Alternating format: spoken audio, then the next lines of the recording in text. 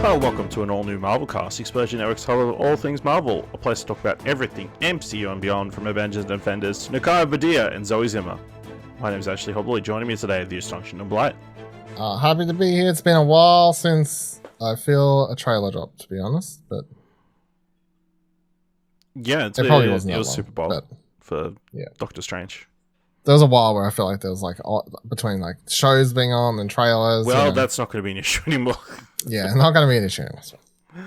But yes, today we're here to talk about the new trailer, like the first proper trailer for Ms. Marvel show that's coming out starting June 6th, I want to say.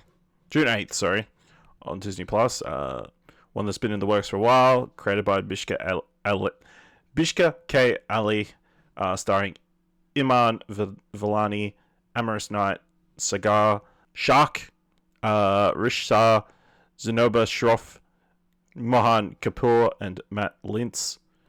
Kamal Khan, a fangirl of the Avengers, particularly Carol Danvers / Miss Marvel, Captain Marvel, struggles to fit in until she gains her own powers. Dylan, what did you think of this trailer for Miss Marvel? I really liked it. I thought the style and the teen high school narrative side of it all was charming in an interesting direction for an MCU sort of thing to go. So that sort of has me on board.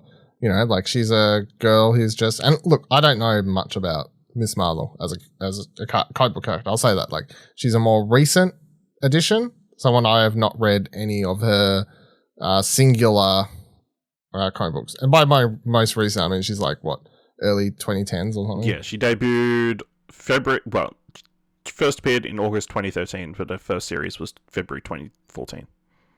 There you go. So, yeah, 8 years, yeah. Yeah.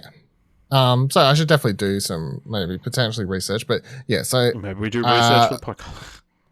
Yeah.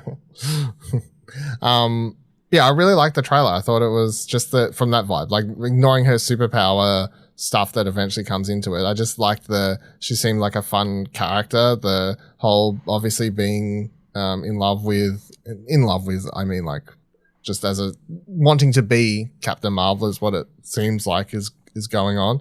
And that infatuation with superheroes and while sort of daydreaming in class, and the way the whole trailer's edited together, I hope it has that sort of same energy in the actual show, because I think that would be exciting. But yeah, I really liked the trailer. I'm keen for this a lot more than I sort of was initially. Yeah, I like the trailer. I think it looks like a cool coming of age kind of thing. I think obviously as a trailer, it's perfectly cut together. Great use of the weekends. Got this cool comic book aesthetic with the speech bubbles and everything. It just has a certain charm to it. Obviously, it looks like it's going to be a good time. I think I have had a little bit more experience with Ms. Marvel, just reading her and passing. I haven't read her comic book run, but knowing bits and pieces about her, and then obviously she was the star pretty much of the Marvel's Avengers video game from a few years back, where she was kind of the point of view character, I guess, for people coming into the game. So obviously the thing that's been ruffling feathers on the internet has been they've completely changed her power set, making her have, I don't know, crystal cosmic powers of some sort, whereas in the comic books obviously has a lot more embiggening and polymorphing powers. A lot of people saying that they just don't want to have her having similar powers to Reed Richards, with them doing a Fantastic Four movie coming up, which I guess makes sense. And it seems like the move of her power set seems like it's going to tie more into the same kind of energies that Captain Marvel has and Maria Rambeau has and that kind of stuff, which makes sense when she's going to be in the Marvels movie next. But it'll be interesting to see how hardcore fans see the difference, because obviously those powers were so kind of tied to her run and like her as a character. But yeah, what do you think of? Did you ever know there was different? Oh powers? yeah, because I know she's got stretchy powers, as I'll just call them. I don't know. It's weird though, because like in the trailer, she's putting on like gauntlets or whatever to get the powers. So that's like a really weird. They haven't like just changed it. Like, how did she get her powers in the initially? Like, how did she get? She's an stretchy? Inhuman, so in the event by Jonathan Hickman Infinity, a big Terrigen bomb is set off, which causes anybody with like Inhuman DNA to suddenly crystallize and gain powers. So why doesn't Marvel touch the Inhumans? Like, I don't. Because they did that TV series on the ABC, which was terrible. So they pretty much. Why like, won't they retouch it? Because they did the TV. See, Marvel Comics tried to make Inhumans like a big thing. Mostly because Fox had the X-Men. So like, fuck it, we're not going to do any more X-Men stories. We're going to throw all our money into the Inhumans. We'll make a big deal in the comic books. Then we can make a big deal in the movies. But then that process all got fucked up, and then they bought Fox anyway. So yeah, right.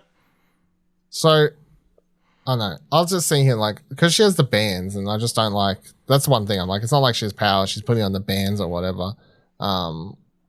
Could we see something happen where her powers actually change at some point in the show? I think that's definitely a possibility.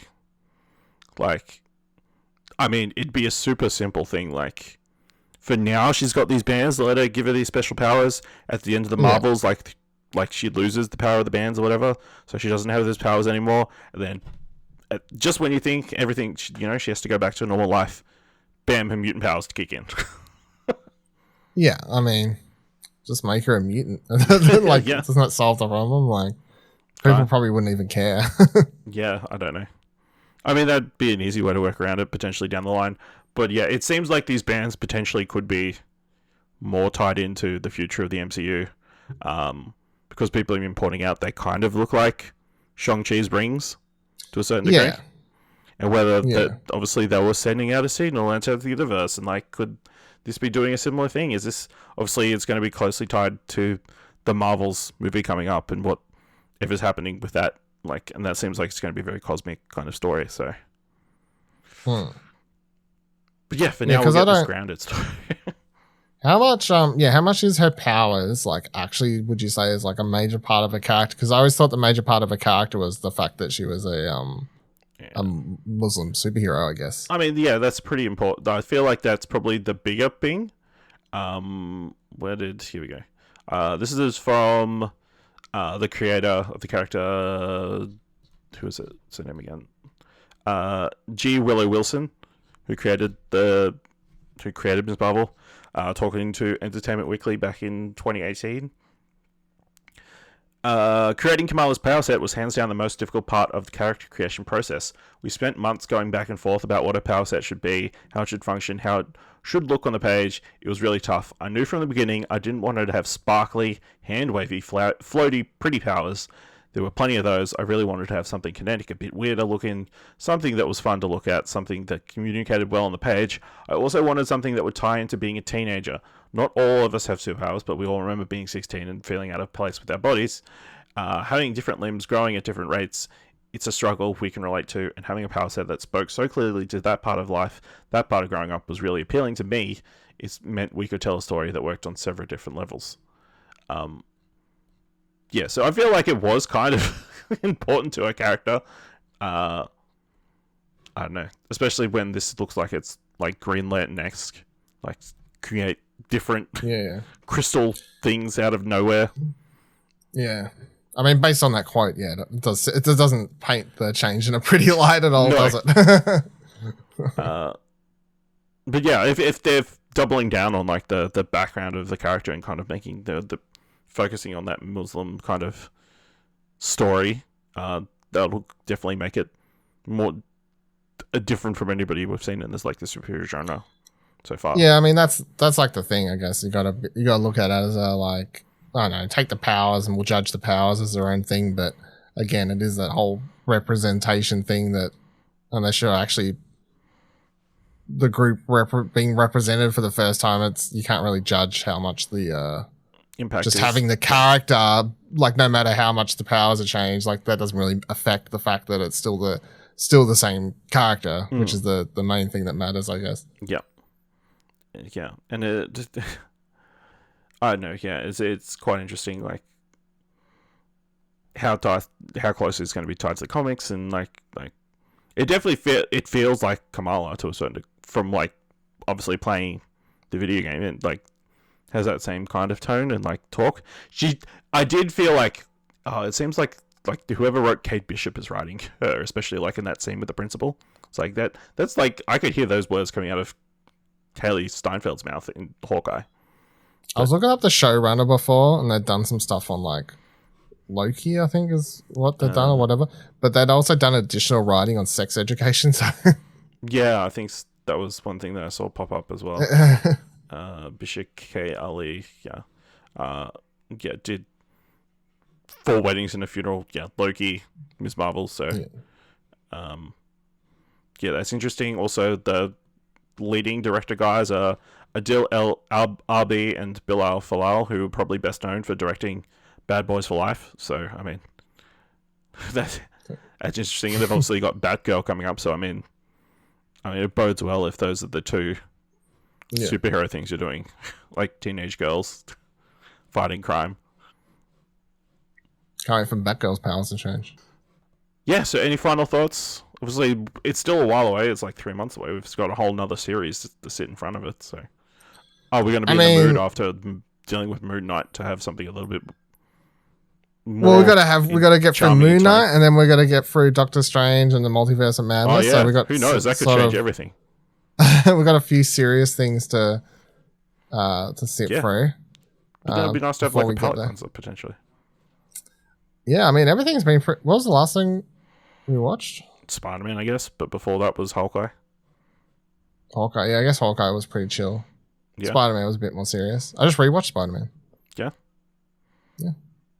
Still alright. Alright, let us know what you thought of the Ms. Marvel trailer. Are you excited for the series? What do you think of the changes to the power set and everything? Let us know by going to explosionnetwork.com/Twitter or jump to Discord at explosionnetwork.com/Discord. If you want to help us out here at All New Marvelcast, leave us a review on Apple Podcasts or on Podchaser, or leave us 5 stars anywhere that you can leave 5 stars, or just tell people about the show. And if you like this episode, thoughts whether or head on over to our Ko-fi page at explosionnetwork.com/support. So the next episode of All New Marvelcast will be the debut episode of Moon Knight. So make sure you watch that on the 30th of March. And join us next time for another All New Marvelcast.